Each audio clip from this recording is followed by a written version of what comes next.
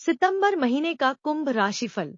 नमस्कार दोस्तों, स्वागत है आप सभी का फिर से आपके अपने चैनल इंस्पिरेशनल स्टोरी पर। दोस्तों चलिए आज का वीडियो शुरू करते हैं। क्या आप सोच रहे हैं कि सितंबर का महीना आपके लिए कैसा रहेगा? तो आइए जान लेते हैं सितंबर महीने का कुंभ राशि वालों का राशिफल। यह महीना कुंभ राशि में जन्मे जातकों के लिए अनुकूलता लेकर आने वाला है। आपके स्वास्थ्य में सुधार होगा और पुरानी बीमारियों से राहत मिलने के योग बनेंगे। जहां तक आर्थिक स्थिति की बात है तो आपकी आमदनी में अच्छा ही इजाफा देखने को मिलेगा।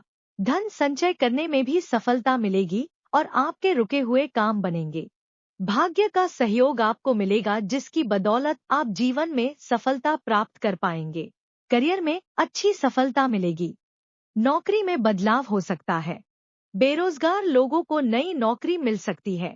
व्यापार करने वाले जातकों को सरकारी क्षेत्र से भी अच्छे लाभ के योग बन सकते हैं। विद्यार्थी वर्ग की बात करें तो आपको अपनी पढ़ाई को लेकर ज्यादा सजग रहने की आवश्यकता पड़ेगी। क्रोध में आकर किसी से भी लड़ाई झगड़ा ना करें और अपनी सेहत पर ध्यान दें, जिससे कि आपकी पढ़ाई नकारात्मक रूप से प्रभावित होने से बच सके। आपके पास करने के लिए बहुत कुछ है, बस आपकी मेहनत पर भरोसा रखें। पारिवारिक जीवन में थोड़े बहुत उतार चढ़ाव के बावजूद शांति और सफलता देखने को मिलेगी। परिजनों के बीच आपसी प्रेम रहेगा। प्रेम संबंधों में यह महीना कुछ तनाव बढ़ा सकता है। जुबानी जंग होने से आपको एक दूसरे से कुछ परेशानी हो सकती है। धैर्य से काम लेना आवश्यक होगा। विवाहित जातकों के लिए यह महीना मध्यम रहने वाला है। आपसी अहम के टकराव को दूर रखेंगे तो अपने रिश्ते को संभाल पाएंगे। यदि आपकी आर्थिक स्थिति को देखा जाए तो यह महीना मध्यम रूप से फलदायक रहने वाला है। दूसरे भाव के स्वामी देवगुरु बृहस्पति चतुर्थ भाव में पूरे महीने बने रहेंगे और वहां से आपके अष्टम भाव, दशम भाव और द्वादश भाव को देखेंगे, जिससे आपके अच्छे खर्च करेंगे और आर्थिक रूप से समझदार बनेंगे। दूसरे भाव में राहु महाराज पूरे महीने विराजमान रहकर आपको धन संचय करने में कुछ परेशानियां खड़ी कर सकते हैं। आप धन खर्च करने के बारे में नई नई युक्तियां सोचेंगे, लेकिन धन को बचाना कैसे है इसको सोचने में आपको समय लगेगा। हालांकि एक अच्छी बात यह रहेगी कि पूरे ही महीने मंगल महाराज आपके पंचम भाव में विराजमान रहकर एकादश भाव को पूर्ण सप्तम दृष्टि से देखेंगे, जिससे आपकी आमदनी में लगातार वृद्धि करते रहेंगे और मंगल की अष्टम दृष्टि आपके द्वादश भाव पर होगी, जो आपके खर्चों में कटौती करने में सफल रहेगी। बुध महाराज महीने की शुरुआत में छठे भाव में रहकर द्वादश भाव को देखेंगे, जिससे कुछ खर्च होंगे, लेकिन वह 4 सितंबर से आपके सप्तम भाव में आकर खर्च में नियंत्रण की स्थिति उत्पन्न कर सकते हैं। उसके बाद बुध और सूर्य दोनों ही महीने के उत्तरार्ध में अष्टम भाव में होंगे, जिससे धन संबंधित समस्याएं सामने आ सकती हैं। आपको धन का निवेश सोच समझकर करना होगा। शुक्र महाराज 18 सितंबर से आपके नवम भाव में आएंगे, जो आपके भाग्य को मजबूत बनाएंगे और आर्थिक स्थिति को ठीक करने में उनकी भूमिका महत्वपूर्ण रहेगी। आपको महीने के पूर्वार्ध में अपने गुप्त खर्चों से परहेज करना चाहिए, क्योंकि वहीं आने वाले उत्तरार्ध में समस्या खड़ी कर सकते हैं। पारिवारिक तौर पर यह महीना अनुकूल रहने की संभावना है, लेकिन दूसरे भाव में राहु की उपस्थिति उतार चढ़ाव की स्थितियों को भी जन्म देगी, इसलिए जितना हो सके सावधानी से चलें और अपनी परिस्थितियों को अनुकूल होने का इंतजार ना करें, बल्कि अपने पारिवारिक जीवन को बेहतर बनाने के लिए खुद ही प्रयास करें। पूरे महीने राहु आपके दूसरे भाव में विराजमान रहेंगे। इसके अतिरिक्त अष्टम भाव में महीने के पूर्व में शुक्र भी उपस्थित रहेंगे, जो द्वितीय भाव को देखेंगे। इससे कुछ समस्याएं बनी रह सकती हैं। सूर्य भी 16 सितंबर को कन्या राशि में आपके अष्टम भाव में जाएंगे और वहां से आपके द्वितीय भाव को देखेंगे। इस प्रकार राहु केतु के प्रभाव में सूर्य का होना भी जीवन साथी की वजह से परिवार में कुछ समस्या आ सकती है, लेकिन यह उनके द्वारा किए गए किसी गलती की वजह से नहीं होगा। यह गलतफहमी की वजह से हो सकता है, इसलिए परिवार की शांति को बनाए रखने की कोशिश करें। दूसरे भाव के स्वामी देवगुरु बृहस्पति महाराज पूरे महीने आपके चतुर्थ भाव में रहकर माता पिता के स्वास्थ्य को अनुकूल बनाएंगे।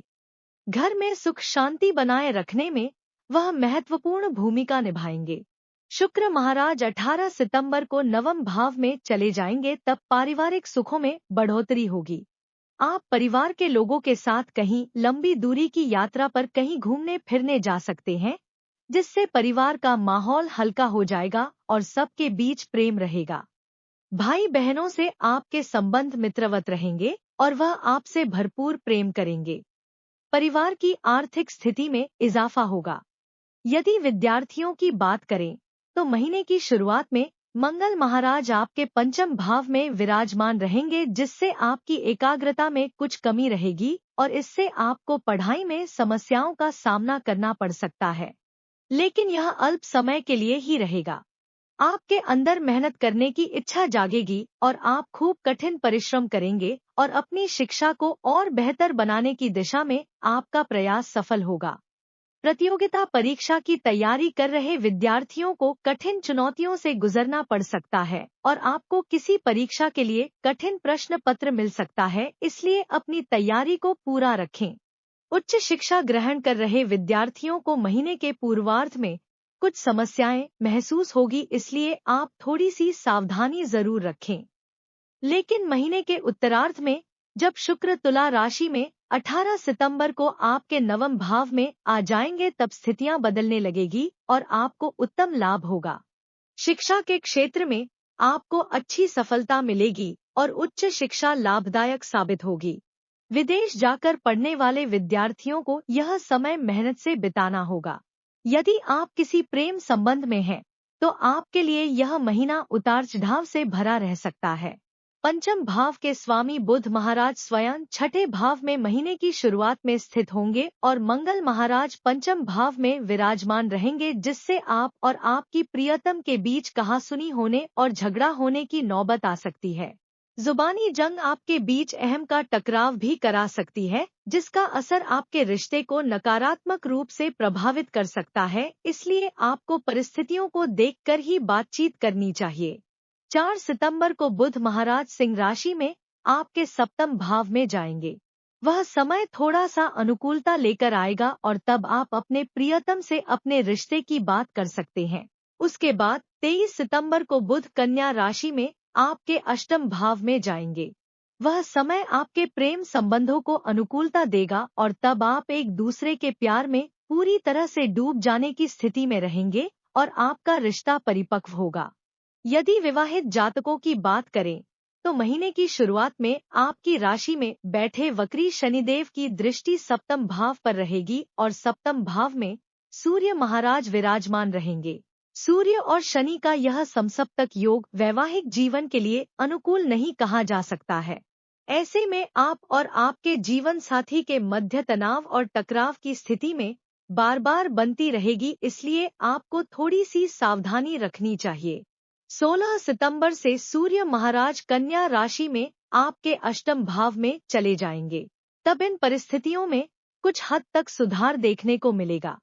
बुध महाराज आपके सप्तम भाव में 4 सितंबर को आ जाएंगे, तो आपके जीवन साथी अनेक ऐसी बातें करेंगे जो आपके दिल को छू जाएगी और आपका रिश्ता मित्रवत हो जाएगा। लेकिन सूर्य के राहु केतु के प्रभाव में आकर अष्टम भाव में पीड़ित होने से ससुराल पक्ष से भी कहासुनी हो सकती है, इसलिए इस महीने को शांतिपूर्वक व्यतीत हो जाने दें और धैर्य रखें।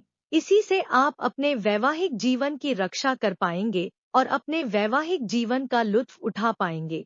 आपको अपने जीवन साथी को महत्व देते हुए उनकी बातों को सुनना और समझना चाहिए और यदि किसी बात पर मतभेद हो तो उसे मतभेद बनाने से बचना चाहिए। स्वास्थ्य के दृष्टिकोण से यह महीना थोड़ा उतार चढ़ाव से भरा रहने वाला है।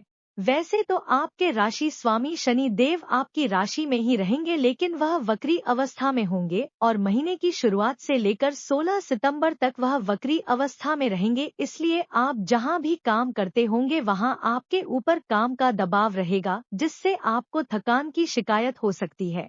इसके अतिरिक्त महीने की शुरुआत में बुध महाराज छठे भाव में, शुक्र महाराज केतु के साथ अष्टम भाव में और सूर्य महाराज सप्तम भाव में विराजमान रहकर आपके स्वास्थ्य को पीड़ित कर सकते हैं। इसलिए महीने का पूर्वार्ध ज्यादा कमजोर दिखाई दे रहा है।